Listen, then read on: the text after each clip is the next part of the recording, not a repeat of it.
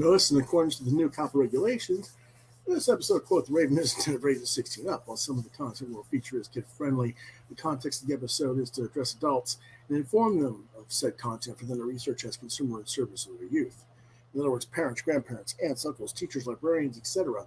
There is a possibility of adult language present on the episode as well, rated TV 16 and up. Hello once again to another edition of Quoth Raven, Lewis Brett Raven. It is time for Friday Night Features, where we talk about genre material, whether it's film, television, books. And this week, we're reviewing the series Pennyworth, Season 1. I didn't realize it came out so long ago. I thought it came out last year.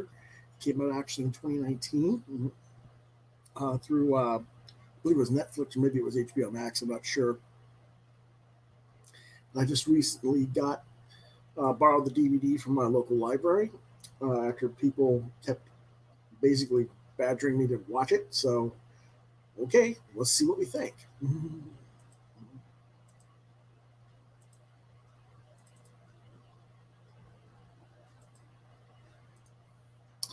Pennyworth Season 1, developed by Bruno Heller, based on characters by Bob Kane, Bill Finger, and Jerry Robinson, written by Bruno Heller and various others, but mostly Bruno Heller, directed by various people, starring Jack Bannon as Alfred Pennyworth, Ben Aldridge as Thomas Wayne, Emma Pates as Martha Kane, Ainsley Lloyd Bennett.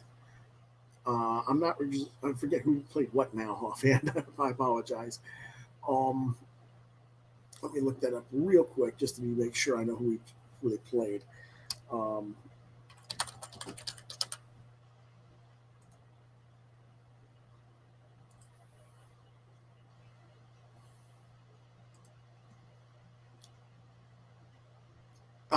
Hazley Lloyd Blanc plays Baza on the show. Ryan Fletcher plays Davy Boy McGoogle, who has a drinking problem. Dorothy Atkinson, I think is next on here. She plays Pennyworth's mother, Mary. Ian Fulston Davies plays Alfred's father. Pardon me. Arthur Pennyworth.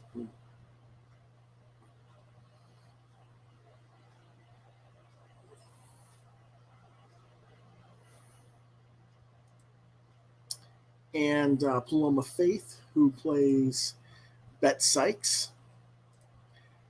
Polly Walker, who plays Peggy Sykes, Bet's sister. And Jason Fleming, who plays Lord James Harwood. Produced by Bruno Heller and Danny Cannon. Production companies are Primrose Hill Productions, DC Entertainment, Warner Horizon Television, and the distributor is Warner Brothers Television Distribution. The running time per episode is usually between 50 and 55 minutes, but the pilot was like 71 minutes because it was a double episode, more or less, for the pilot. Originally aired in 2019. I believe it was on Epix. Might have been Netflix. I don't know. But anyway, it aired originally in 2019.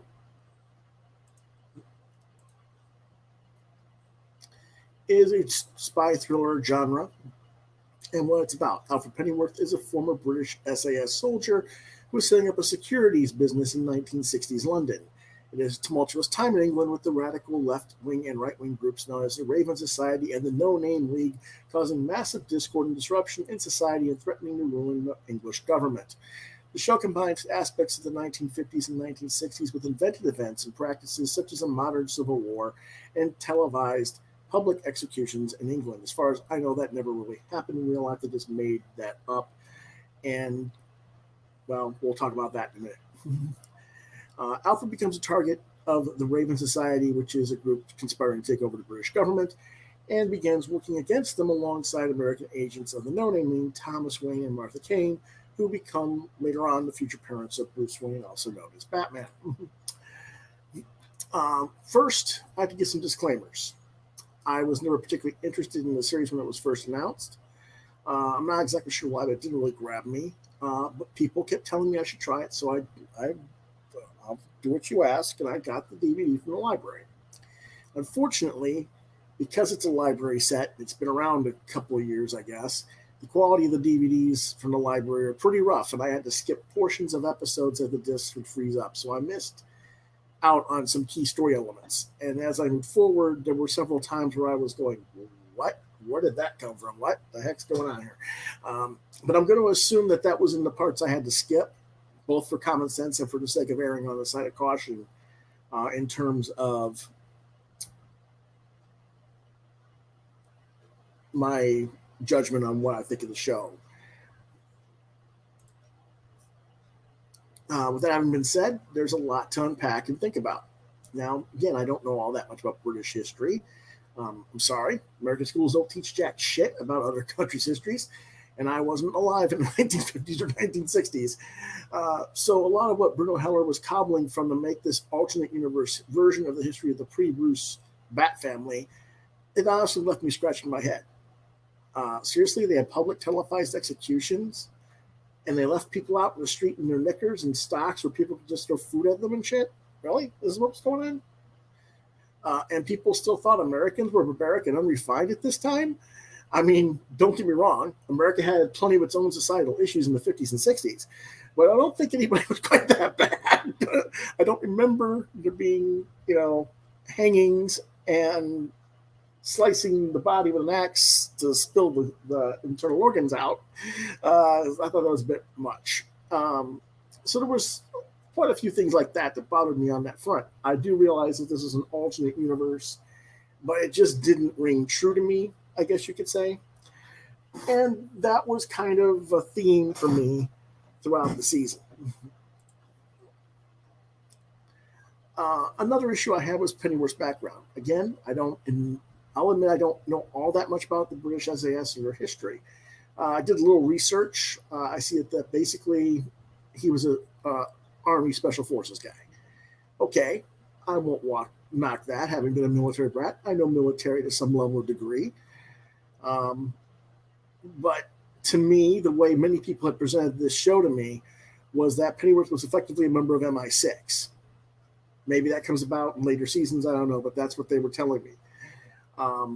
Being just an SAS guy who only served 10 years, which means he didn't get a pension so far as I understand their history. You need to serve 12 years to qualify for a retiree pension. But they may have been different because he did serve in wartime. I don't know. But the way they were showing the show and presenting the thing on the show, he didn't have any retiree benefits or anything like that from his time in the military. And given that he and his two work buddies, Davy Boy and Boz, are constantly looking for work and bounce and go-go clubs and stuff like that, I'm going to presume that they didn't, get pensions.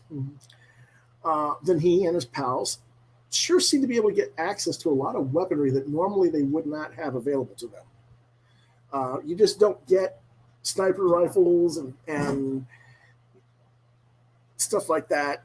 And there's a scene where Baza and Davy Boy are basically hiding in plain sight in camouflage in an open area in the city. They have city camouflage on, covering them up, and it's like, where did they get this stuff? You don't get to keep it when you leave the military.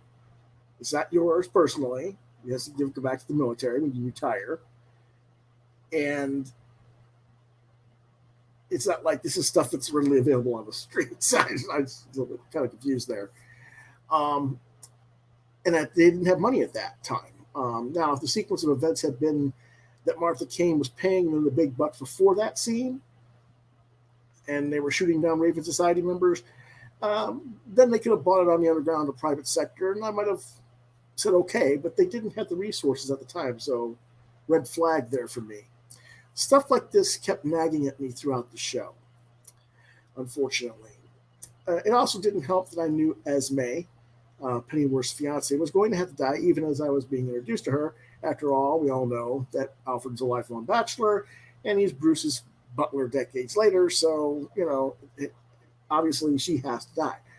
And as such, it made that story seem incidental, and I had no emotional investment or connection to the character. And I felt like, why should I invest in her when I know she has to die? And I think that Bruno Heller felt the same way because the character's killed off relatively early on, much earlier than I had actually anticipated to see happen. Um, then the mystery of who killed her and how they went about and played that out. Now that did tick me off. No, I'm sorry. I know it's an alternate timeline, but why do we have to change everything about that we know about these characters? It's odd to me. Um, Something's messed up here. There's a. Hold on a second.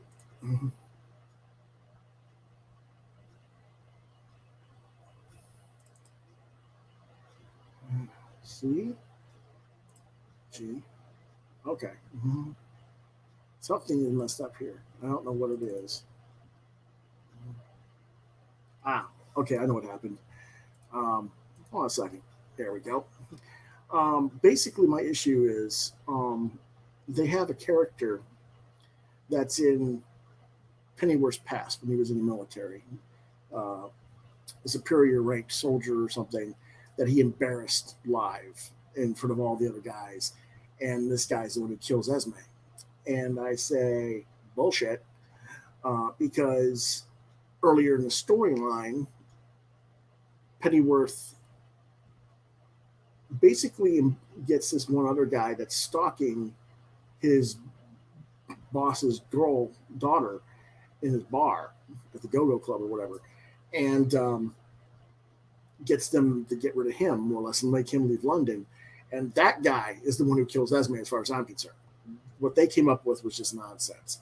I was like, no, there's no, that happened so many years ago and everything else, and you're telling me that this guy came out of nowhere and he had mental, and he's saying he had mental disorders. And well, if he had mental disorders, how to get in the SAS and become a ranked soldier, all this stuff is like, no, that's just bad writing. I'm sorry. It should have been the nephew of John the Ripper, who came back to kill Esme. That would have made sense.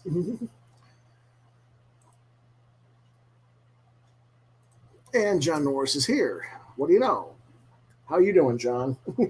I figured you'd be out and about doing another rehearsal or actually performing a show.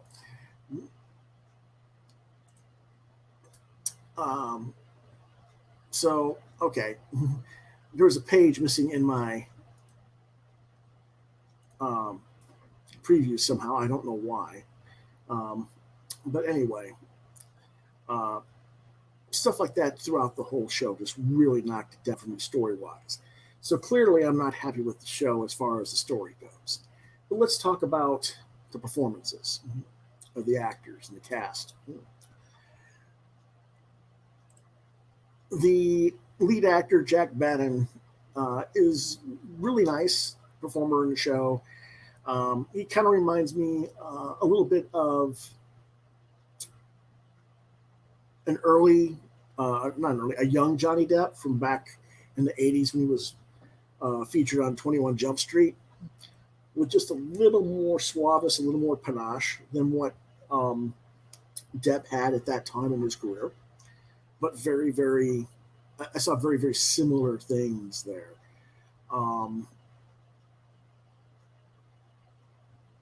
So I was like, that's kind of where I kind of saw him. And he does a very nice job throughout the show. I had no problem following him as a character. Ben Aldridge plays Thomas Wayne. And apparently he's a wealthy young American forensic accountant. And he's also a CIA, he's an agent of the CIA as well. And that kind of threw me off a little bit. His performance is nice enough. It's not, there's nothing wrong with it. But for Pete's sakes, why change everything we know about these characters? Thomas Wayne was not a CIA member in the comics. He doesn't need to be here either, in my opinion. And John Norris says, I've been rehearsing plenty. Yes, I bet you have.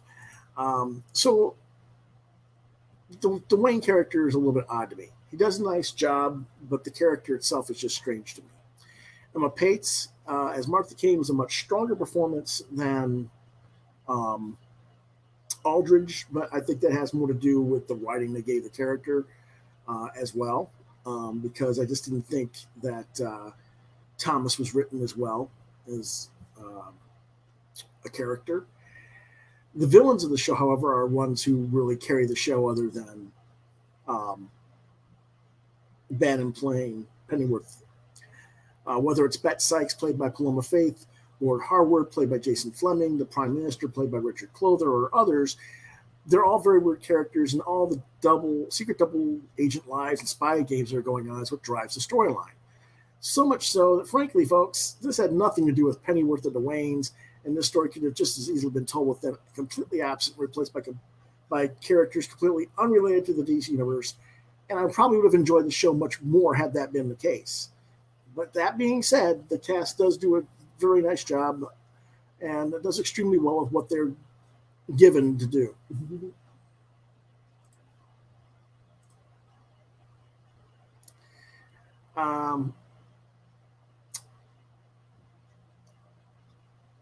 Season finale, the end of the storyline. I kind of knew that was coming from 3 episodes earlier, 3 or 4 episodes before finale. I figured that was going to happen. I just hoped they weren't going there, but that's where they went.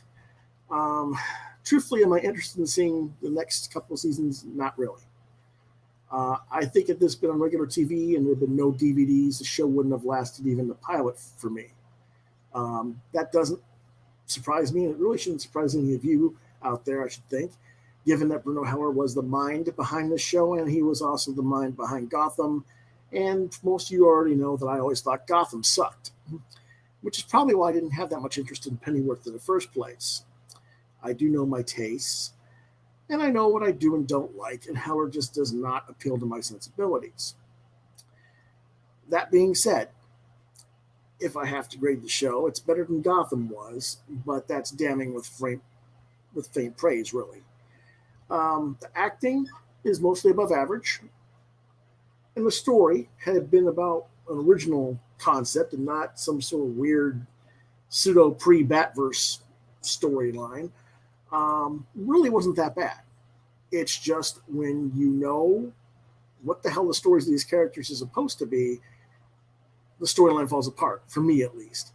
I don't know what they rated it. I think it's supposed to be TVMA because there's some other things going on that are a little bit, there's nudity, there's sex, there's, they spill the organs out of people. It's stuff. Yeah.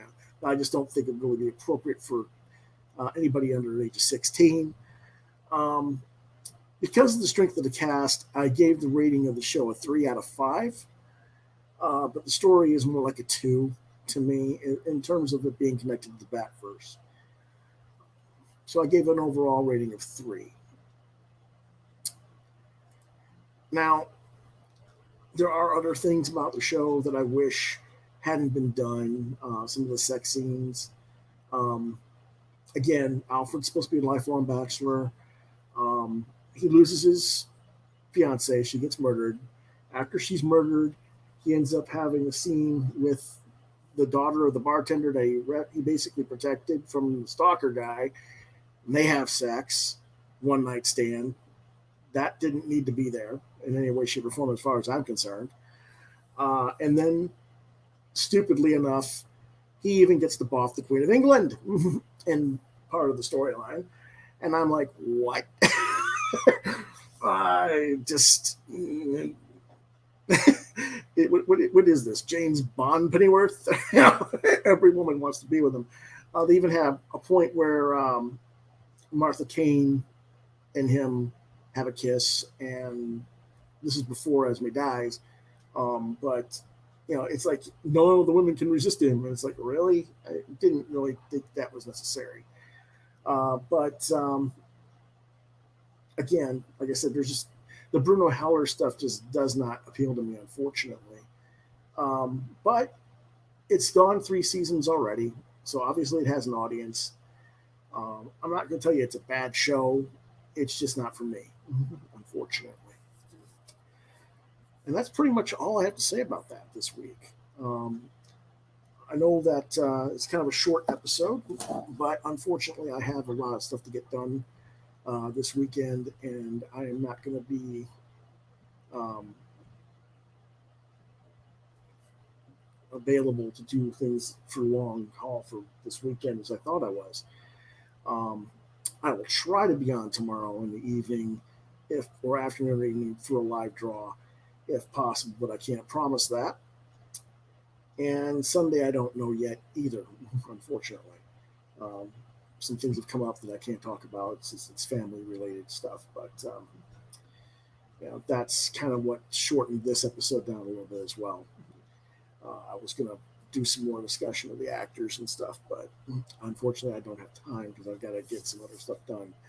But that being said, next week for Friday, we'll be talking about some science fiction novels that I've read recently um, and some other projects coming forward. And so that's pretty much it, I think, for now.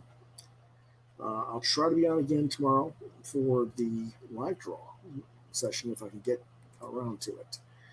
That being said, if you want to reach me on Facebook, Lewis.BrightRaven, Twitter at LewisBrightRaven2, DeviantArt.com/BrightRavens, where you can find some more of my artwork. You're watching Quoth the Raven, Lewis BrightRaven on YouTube. If you have questions, suggestions of other things you might want me to review, anything like that, hit me up at quotetherave.lbr72@gmail.com. And if you don't hear back from me either on the show or in email, try lewisbrightraven@yahoo.com.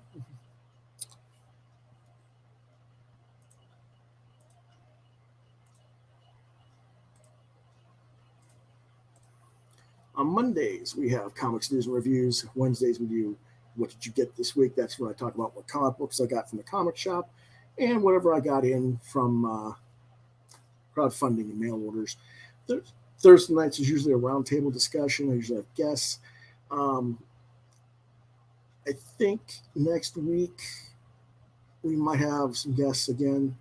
I know that over the next 2 or 3 weeks, Thursdays and Fridays are going to get kind of mixed up because I've got some people who can't do the Thursday night guest night talk. They want to come on Friday night instead. So I'm going to invert my Fridays and Thursday days on those weeks. But normally Friday is our Friday night genre night, and we talk about different topics, different genres, sometimes with guests, sometimes not. On Saturdays and Sundays, we try to do our live draw. And that's pretty much it for this week. Again, short episode, but I hope you like the video, or if you think others might like the video, or at least people might have been interested in finding out. I know this is not the most positive review, but if you like it or you think others might, hit the like, share, and subscribe buttons and continue to get support from this channel. And as always, I thank you for watching and for your support. We'll see you next time. Have a good one.